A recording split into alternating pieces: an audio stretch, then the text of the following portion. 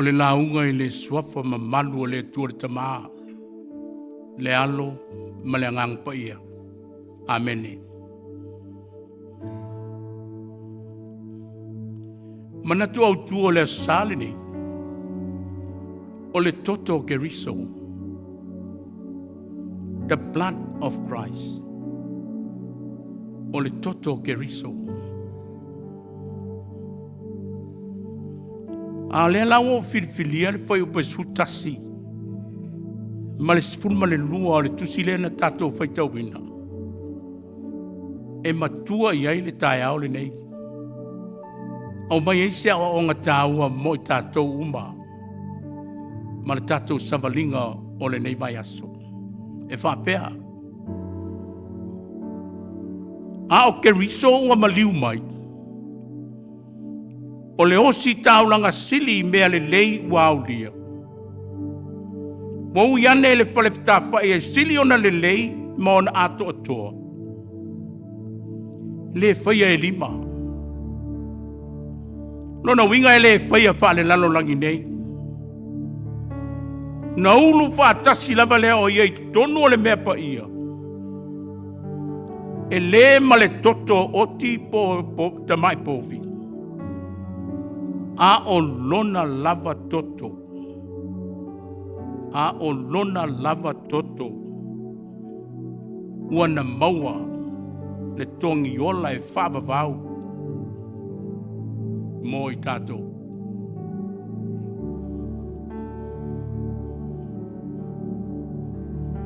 O loo whangasolo pea le whaamalamalamaina o le mataupu o mataupu tau o le tusile ni Eperu le whengainga fōu.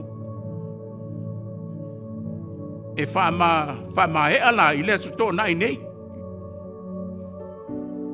Mānei a e moa so awanoa, te whaitau ai i aso taitasi o le mānei a ia. A o le mataupu filifilia mo le aso sale nei mo i tatou le kalesia. O le toto o Keriso. The blood of Christ. O le fesili. O le ale winga o le toto Keriso. La le wingo le toto Keriso. Ia te nofo lava o e ia ma sa ili lau fesili, lau tali. Mai manatu natu iai i le mataupu o le toto Keriso. Te nofo e le faia lesi le tali alesi. Te nofo lava o e mai manatu natu lo loto iai. O le ale toto Keriso.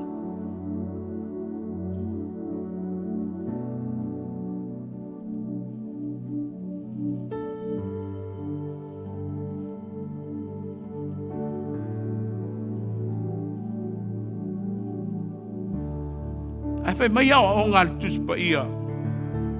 Ai la tau e popoto le tuspa ia o le whengainga tuai ma le whengainga fō. O le toto Keriso. O lo whāta tau tonu lava. I le whā sā tauno ino i Jesu i lunga o le sā tauno i Kolkota. Whāta tau tonu lava i le taimile nā. Le toto le ana tafe ipo mai lunga o le sa tauro. Ina ua tutui e le fita Roma, le tu tau matau o le li o Jesu i le tau. O le toto le nā. Lea ua fai ma fai longa o le leleinga. I le vao tangata ma le atua. O le tau foi le nā, o le onga e faavavau. Faamangalo ai anga sala le lalolagi. Pe ona moli maule e pelu, e iwa fai upo e lupululua. Na toe ina uma foi o mea uma, ona faamamaina i le toto e tusa ma le tulafono. A o le o iai foi se whaamangaloina, whaamalingi ino le toto. ua le ai foi se faamagaloina. A o le o iai foi se faamaligihina o le toto. Ua le ai foi se faamagaloina.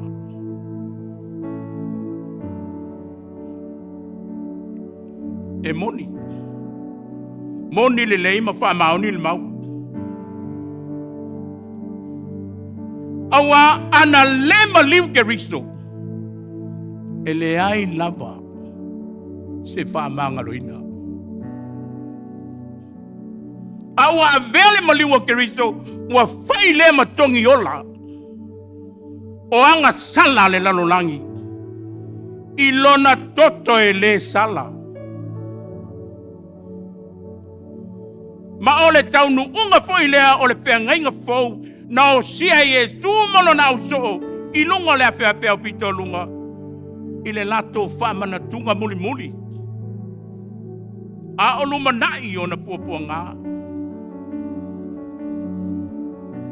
Le moli mau i ele mangiri a Luka. Luka e luafulu e posi luafulu. Sa wha pēr foi o na tango i le ipu. Ina ua uma o na tali sua. Ua wha pēr. O le nei ipu, o le peangainga fau le i lou toto. Ua wha malingi ina mo outou.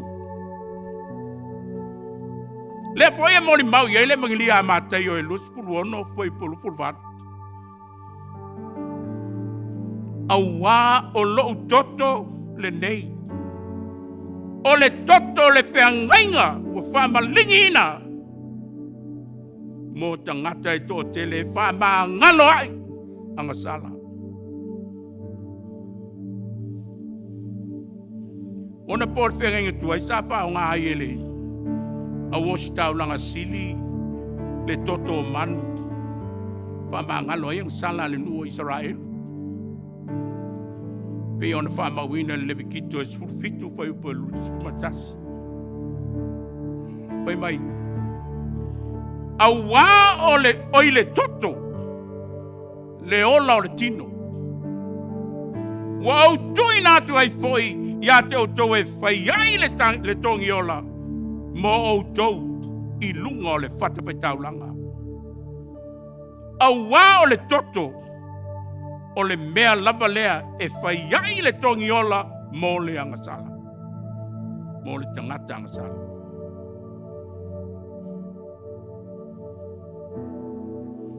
O le whatinonga le taunanga lea. E te tau ana whaia i luma o le faitotoa o le fale fetafai o le whapetonga. E sausauina fo ila e le faitaulaga sili le toto i lunga o le faitaulaga. I le faitotoa o le fale fetafai o le whapetonga. E susunu fo ila le ngao. Le ngao lea e whamanongi ai. Le momolinga ma le o singa o le whengainga o le taulanga i le li. O le opo ina atu le nā o le taulanga whamangalo o anga sala. A le nuo Israel i luma o le fale fetafai. O le whapotpotonga o loo iai le atola aua le atua.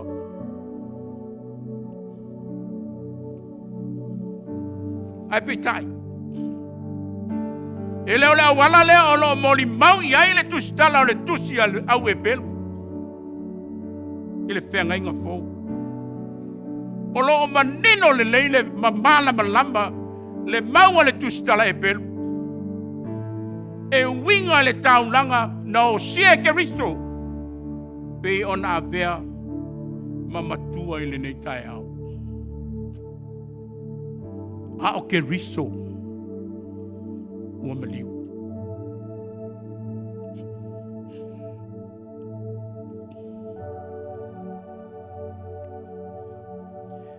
A o Keriso ua maliu mai.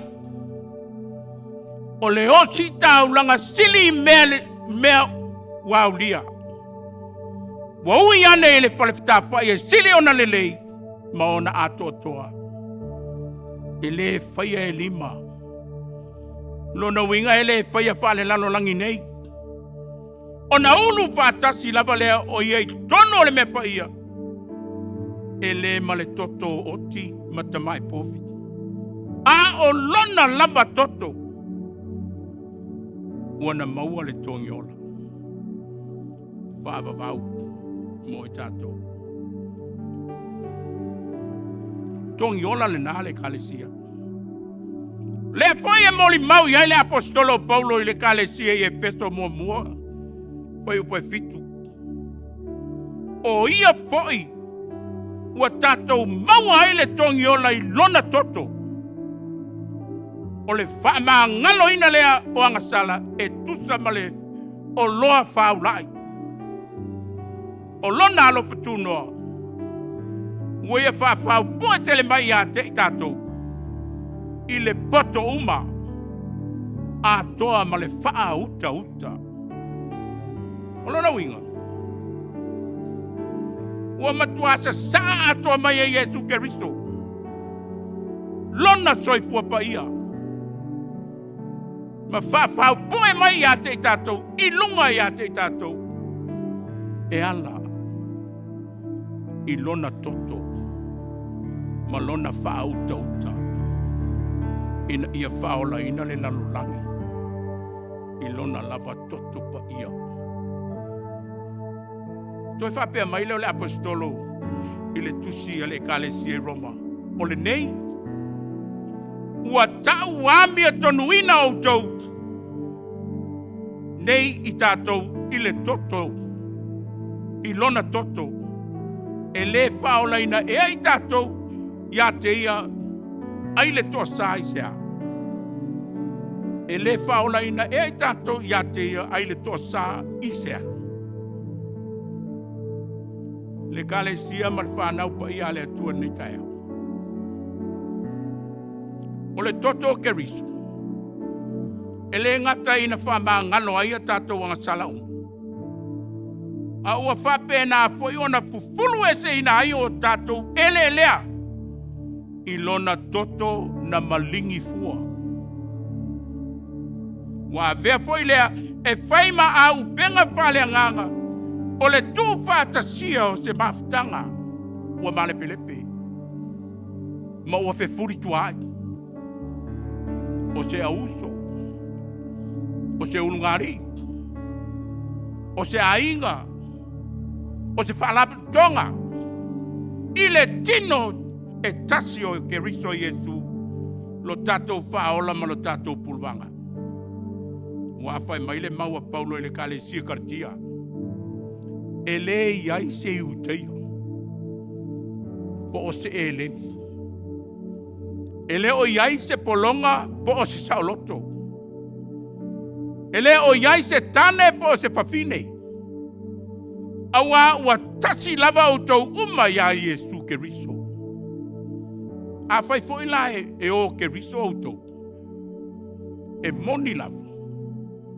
O le whanau o tau a aperamo. Ma o suli foi o tau e tusa ma le mea ua folopolaina. Le foi la ua o mai le apostolo Ioane moto patamu. Foi mai Ioane. Ae a fai tatou te faavavali i le malamalama. Whapei o na iai o ia le malamalama. O na tatou mafuta faatasi lea o le tasi ma le tasi i le toto foi o Keriso. Lona alo, e whaama mai na i tātou i anga sala o malava. Le kalesia i porurua e nei tai au, mai se lātou uma o lo, tāpua ai mai a te tātou faatasi. Le ai lava.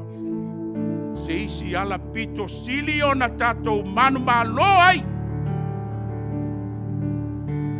E tusa ma lea ua whailoa mai e ele atua ia te oe i le tai au. Ua na o Yesu Keriso lava le ala ma le upu moni ma le ola. Na te tu faatasia i tātou uma. O le ainga o Keriso. I lona toto na whaamalingi ina. Ma lona tino na whaamamomo ina. ina ia tasi moe i tātou uma. E whai ma tino e tasi, e le faatautua, ma le totonu whamaoni, i le atua le tamai, le alo, ma le angang paia.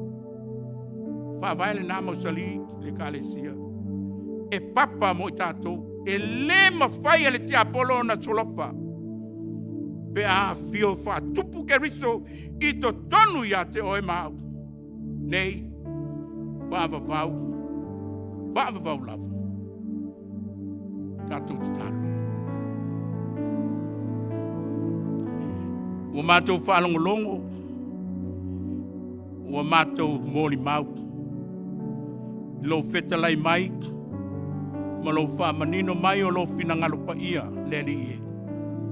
Ia wha atoatoa ina e lo mana i lau whanau whaatuatua. Ina ia mātou sāwa vali ma le tonu, ma le whaatuatua whamaoni i lau awhio. E ala i le toto i Jesu Keriso. Lo mātou ali, ma lo mātou whaola. Amen.